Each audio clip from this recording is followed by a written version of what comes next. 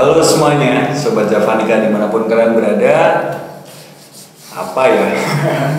Untuk video kali ini pastinya kalian bertanya-tanya. Ada dua wajah lama dan dua wajah baru.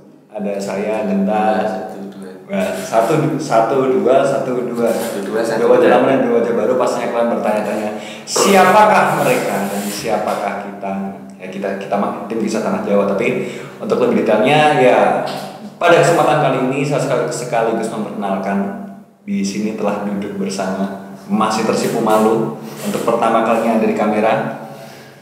Di sini adalah tim penulis buku terbaru Kisah Tanah Jawa. Wah, rasa sombong gitu kayak habis tulis banyak mas. Halo semuanya.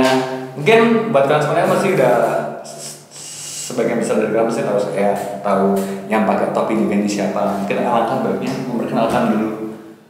Di sebelah kanan saya ada siapa? Halo teman-teman, saya Christian Ban Israel. Apa lagi? Instagramnya apa? Di sebelah kiri saya ada siapa? Halo teman-teman, saya Deli Putra, penulis paling hebat. Jadi ada Christian Ban Israel, biasanya dipanggil Tata biar kalian lebih akrab ya, Tata dan Mas Deli dan ada saya.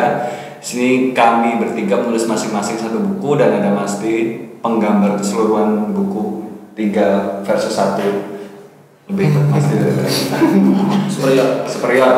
Jadi di proyek kali ini memang buku Kisah Tanah Jawa ditulis oleh 3 orang. Bukan cuma 1 orang, kalau cuma 1 orang pasti nggak kuat kasihan 1 orang itu. Jadi sekaligus memperkenalkan juga kepada kalian, di tahun ini, di penghujung tahun ini kita telah menelurkan buku baru, 3 buku baru, di mana bisa kami pastikan untuk format jelas berbeda dengan 2 buku sebelumnya. Maka dari itu kita namakan dengan trilogi Kisah Tanah Jawa. Kita mengambil sebuah perjalanan sebagai tema besarnya karena apa? Karena kami pribadi meyakini bahwasanya di Kisah Tanah Jawa ini terlalu banyak cerita yang sebenarnya masih bisa dibedah lebih lanjut. Kalau di 2 buku sebelumnya itu kita hanya menuliskan sekilas tentang kejadian-kejadian yang ada. Di kesempatan kali ini kita mencoba untuk menelurkan masing-masing satu cerita dengan masing-masing detailnya. Di sini ada Mas Tata, nulis tentang apa Mas? Saya nulis pocong dulu Mas. Sosok fenomenal yang ada di buku pertama sempat jadi fenomenal juga di buku kedua. Bagaimana perasaan kalian menuliskan sosok fenomenal itu? Apa ya? Menarikkah? Excited-kah? Pertanyaan pertama. Melihat ceritanya sih. Kenapa ceritanya? Tertarik aja, terus ya keren gitu. Si penulis jadi punya tantangan sendiri lah. Gimana ngemasnya mungkin dan cerita yang memang udah di riset sama pemahal itu kan. Mukanya nggak sosok cool. Ya kan sih. Cool banget. Saya merasa tertantang nggak sih menuliskan ya bagi sebagian pembaca yang udah mengikuti cerita kita tuh kan ini ya apa ya, sosok Pocong Gundul merupakan sosok yang cukup fenomenal, cukup banyak dikenal. Menurutmu sendiri itu menjadi tantangan terbesar nggak buat kamu menuliskan sosok paling fenomenal di antara kedua buku lainnya? Iya, makanya itu karena sosok ini itu memang yang menurut saya paling itu tadi ya akhirnya saya milih tantangan itu kan ini akhirnya saya tujukan untuk mengeksplorasi lagi tentang si tokoh ini seperti apa. Ya emang saya milih tantangan itu. Lalu lantas pertanyaan saya, bagaimana caramu mengemas tentang sosok ini? Pendekatan seperti apa yang kamu lakukan kepada sosok ini? Ya banyak ngobrol, baca literasi aja sih. kira-kira ngobrol sama sosoknya. Ngobrol sama sosoknya apa enggak? Enggak sih. Belum sosok dukun ya tadi nulis ya? Belum ya? Belum. Maaf via om lah ya. Via om ya. Berbicara tentang Pocong Gundul, Mas D sendiri di buku pertama gambaranmu itu cukup mengundang banyak atensi publik. Ya. Di kedua didetailkan lagi lebih lanjut. Bagaimana perasaanmu mendetailkan semua gambar tentang sosok ini di buku trilogi Kisah Tanah Jawa ini? Sebenarnya perasaannya hampir sama ya, kayak bikin buku 1 sama 2 karena prosesnya juga hampir sama. Cuman bedanya buku 1 sama 2 itu gambarnya banyak karena pembahasannya banyak. Nah, di buku yang trilogi ini pembahasannya tiap buku satu bahasan, tapi kita harus menggali gambar yang cukup banyak. Nah, tantangannya di situ. Kalau untuk Pocong Gundul sendiri sebenarnya kemarin saya dibantu sama tim ya. Jadi di ilustrator ada saya sama satu lagi Mas Karnes sebagai tenaga ilustrator juga, yang prosesnya hampir sama kayak saya gitu. Jadi pakai retrokognisi juga, dan paparannya juga nggak kalah dengan yang buku 1-2 Mas kayak gitu. Lebih hebat. Karena 3 otomatis lebih hebat. Cuman karena sudah terbiasa ya di buku 1 sama 2 misalnya gambar pocong dulu, dia lagi. Ya sudah seperti itu aja. Kayak gitu. Emang sekilas saya kan waktu si Tata submit ini dan melihat Mas submit ini, ketika saya jadikan satu itu emang ini sih terlihat cukup bercerita, karena ini sangat berbeda. Kalau di buku pertama dan buku kedua kita hanya kumpulan artikel-artikel, tapi mungkin di kesempatan kali ini Pocong Gundul akan bercerita lebih banyak lagi. Itu menurut saya pribadi. Tapi kan ya saya kan nggak boleh diikutin gitu. Lalu setelah Pocong Gundul ada juga salah satu cerita ini cukup banyak dibahas juga pada masanya. Waktu itu tim Wisata Tanah Jawa sempat bertandang ke kediaman Raditya Dika di Raditya Dika, dan di sana kita membahas tentang salah satu pengalaman kita mengunjungi salah satu rumah sakit terbengkalai di salah satu kota di Jawa Timur ya? Iya, di Jawa Timur. Dan iya, berdasarkan penelusuran kita waktu itu memang rumah sakit ini cukup mengerikan kayak gitu. Kita sebut dengan buku itu adalah Unit Gaib Darurat. Setelah Pocong Gundul ada buku yang namanya Unit Gaib Darurat, ditulis oleh Mas Dedi Putra. Gimana Mas rasanya menuliskan salah satu fenomena yang waktu sempat jadi ramean bahasan bagaimana kamu melakukan lagi dengan pendekatan seperti apa yang kamu lakukan? Berawal ada cerita legenda yang cukup terkenal juga, populer di situ ya. Yeah. Tentang ibu persalinan gaib di situ. Dari situ mulai diangkat, dikembangin jadi sebuah buku. Berangkat dari situ sih sebenarnya.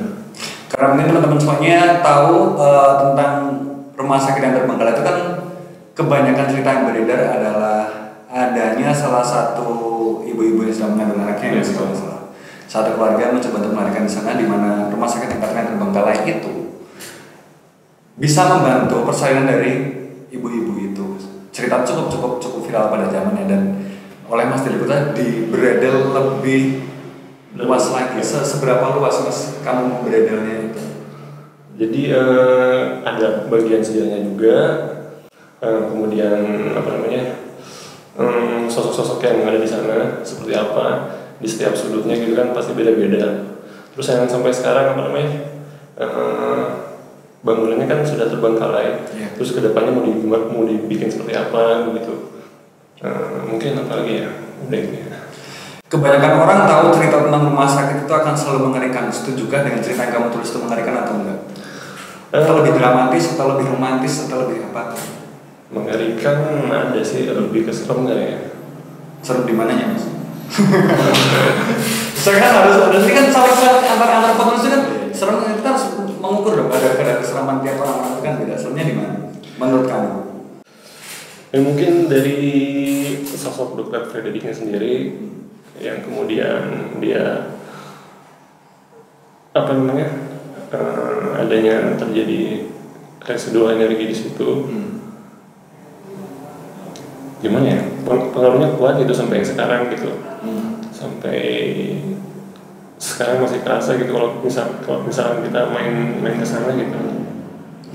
Karena ini mungkin ya Mas, rumah sakit Blitar itu kan emang udah terbengkalai lama, dan menurut sejarahnya kan based on the story-nya kan dia emang menarik waktunya kan juga lama juga ya.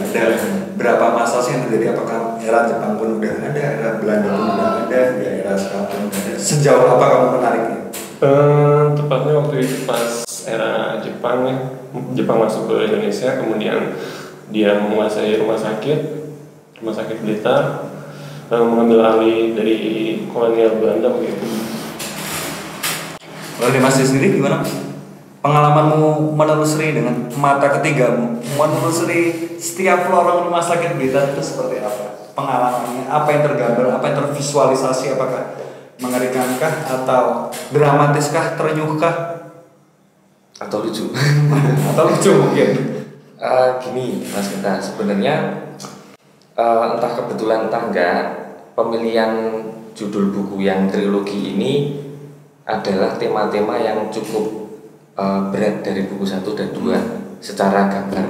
Pocong Gundul yang pertama kita semua sudah tahu ya, kalau lihat gambarnya bisa 13 detik tanpa berkedip, wah itu aman berarti. Tapi kalau ada sesuatu, nah nggak tahu. Kemudian yang Blitar ini juga cukup berat juga. Jadi dua-duanya ini pertama kita ulas secara gambar di Solo. Pertama itu kan kita berempat ya waktu itu perjalanan ke Ngawi. Kemudian yang rumah sakit Blitar ini kita gambar pertama jam 2 pagi sama Om Ho. Nah itu yang agak parah sirine di ambulannya. Jadi sirine di ambulannya itu residual energinya keputar ketika kita tidak mengakses sejarah di rumah sakit Blitar. Sehingga ketika di buku 1 dan 2 itu sudah diulas walaupun sedikit, di buku ketiga ini residual energinya itu masih kenceng, sama seperti ketika kita gambar di buku 1 dan 2 kayak gitu. Sebenarnya yang lebih bisa menceritakan mungkin Mas Deli, karena kan dia riset sampai ke lokasi, kemudian dia diajak masuk ke kamar-kamarnya. Nah itu kan sensasinya lebih seru harusnya. Seru emang Mas. Dulu pernah waktu itu sebelum maghrib itu kan kita berangkat ke sana. Cuman saya sama Om berdua. Pas datang tuh yang beda tuh udah mencium bau-bau apa namanya operasi gitu. Nah itu residual energi itu Iya. Padahal kan itu tempat terbuka gitu. Udah lama nggak dipakai juga kan? Udah lama nggak dipakai. Tapi baunya masih ada. Di apa namanya di atas berangkal itu. Dan jalan terus kata Om, Mas Dewi udah jangan masuk, kita sampai sini aja katanya gitu. Wah kenapa Mas? Saya pengen masuk, penasaran katanya. Jangan akan kuat katanya, udah sampai sini aja. Besok pagi aja kita datang lagi ke sini gitu. Dr. Frederick ya kan di rumah sakit Blitar itu? Iya, Dr. Frederick. Tadi saya lupa nanya sama Tata, kasihan kan gak tanya. Oke, rumah sakit Blitar, beliau bertemu dengan Dr. Frederick di Pocong Gundul.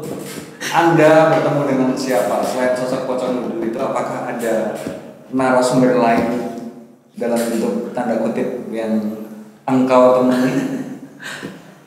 Ini jadi kebanyakan Om sih, saya lewat Om terus. Jadi ketika mau menanyakan bagaimana masa lalu atau bagaimana dia menjalani apa namanya, jadi dukun kan ya? Iya. Ya itu seperti apa? Aku lebih banyaknya ke Om sih. Tapi, Jadi jadi apa? ya secara itu tadi kayak gitu-gitu nggak ini sih, maksudnya ya mungkin merasakan tapi nggak gara-gara ini ngerti gitu mungkin. Jadi semua itu emang riset retrokognisi ya. Retrokognisi dari Om itu tadi. Keren, tapi Pocong Gundul kalau saya boleh sedikit spoiler aja, karena dari tadi penulisnya nggak mau spoiler tentang tugas part yang dia tulis sebenarnya. Saya merasa terenyuh ketika ada satu pucuk surat yang mana itu adalah sesuatu yang mungkin menjadi bukti tentang apa yang pernah terjadi dalam keseluruhan tragedi ini. Tapi surat itu tentang apa itu nanti ada di buku itu. Menurutku itulah the best part dari buku itu. Gitu. Pocong Gundul, unit darurat, terus udah ketiganya kayaknya malah Siapa yang mau nanya? nah siapa yang mau nanya? Saya sedikit bercerita aja lah teman-teman. Di kesempatan kali ini saya menulis satu buku tentang Bang Gaib, pesugihan lagi. Kenapa saya terus tentang pesugihan? Dan di sini saya menceritakan tentang salah satu pohon di salah satu kota di Jawa Tengah.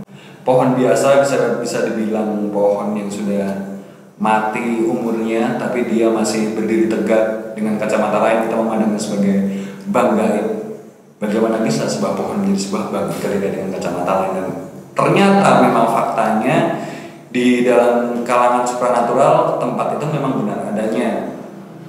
Konon katanya dari sekian banyaknya pesugihan di Pulau Jawa akan selalu bersumber ke tempat itu karena tempat itu menjadi tempat menyimpannya harta dan benda dari alam gaib yang katanya bisa ditransformasikan ke dunia manusia dan dipinjamkan ke manusia untuk lain kebutuhannya seperti itu. Dan kebetulan secara garis besar cerita ini kami dapatkan berdasarkan interview dari salah satu narasumber juga, pelaku pesugihan juga, yang mana biasanya kan pelaku pesugihan diam-diam, tapi kebetulan dia pribadi mau menceritakan bagaimana kronologinya dari awal mula dia tidak tahu tentang hal seperti itu akhirnya sampai semua yang dia sayang terbunuh satu persatu kayak itu. Menurutku cukup sedikit ironi kayak gitu kan. Dan yang menarik di buku ini mungkin adalah teori tentang pesugihan sendiri kayak itu, tentang bagaimana pengamanannya, bagaimana cara mereka meminjamkan uang, bagaimana semua ini bermula, bagaimana timbal baliknya. Itulah sesuatu yang menarik dalam buku ini kayak gitu.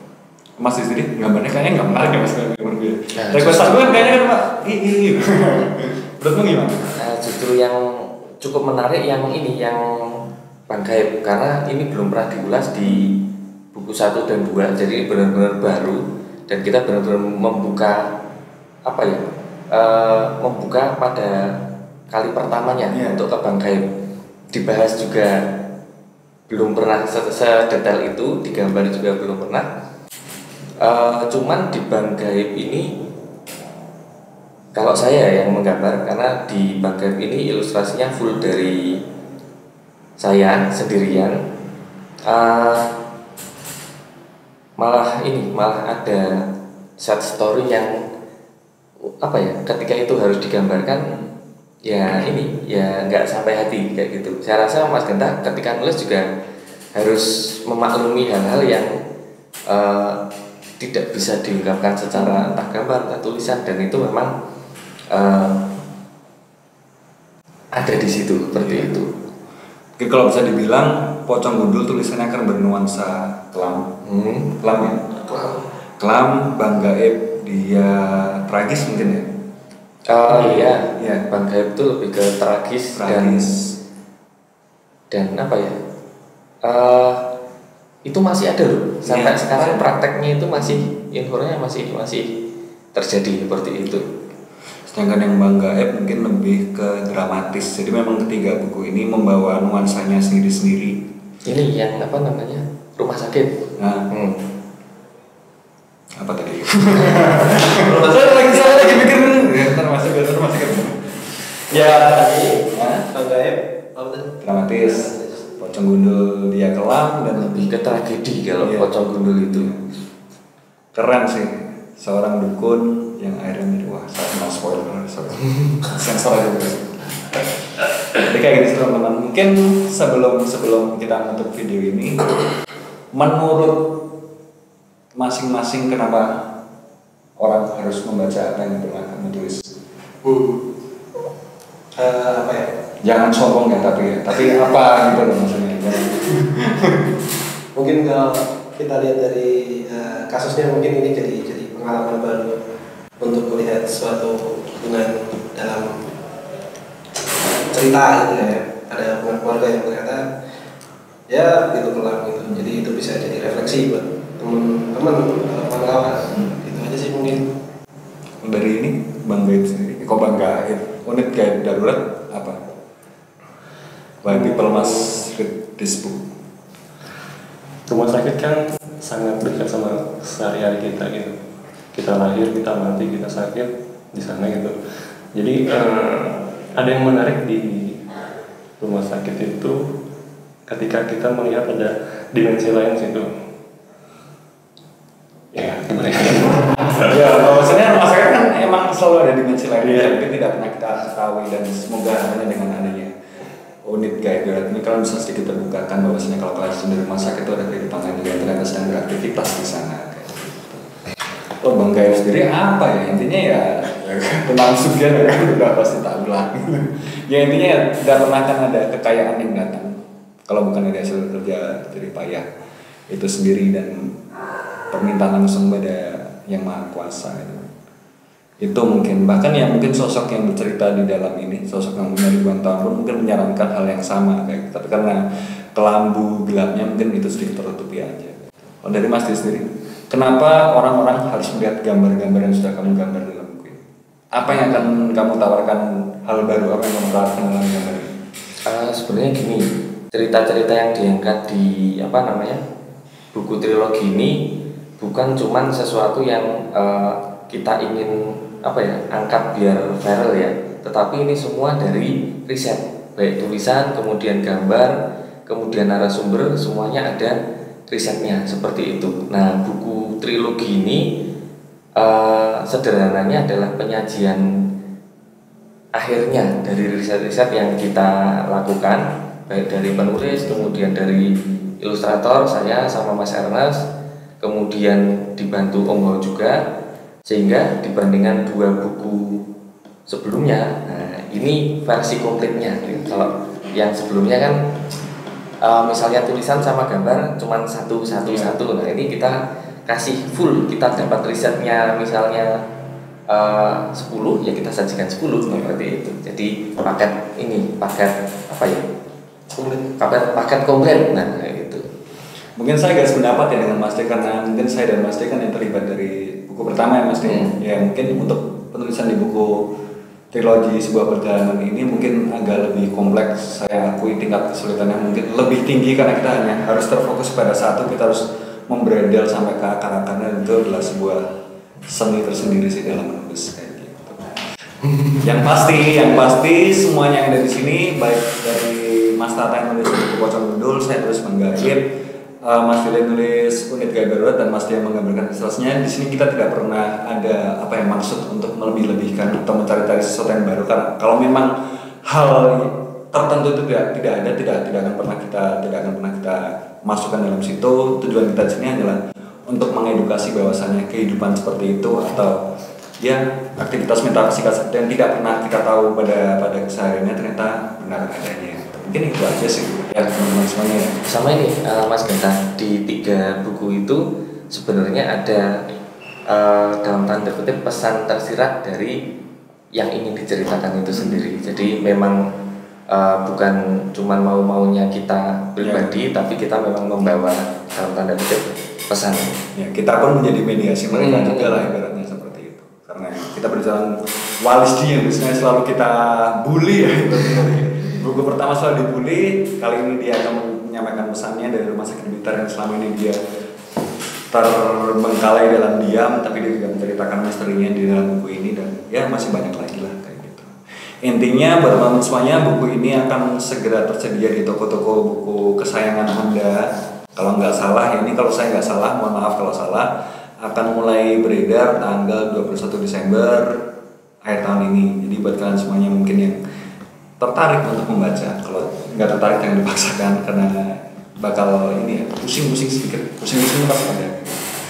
Akan bisa kalian nikmati di penghujung akhir tahun ini, dan ya harapan kami semoga apa yang sudah kami kerjakan dalam proyek sebuah perjalanan trilogi ini bisa kalian terima, bisa menjadi pembelajaran yang baik, bisa dipelajari, dan yang buruk untuk kalian jauhi, seperti itu teman-teman semuanya.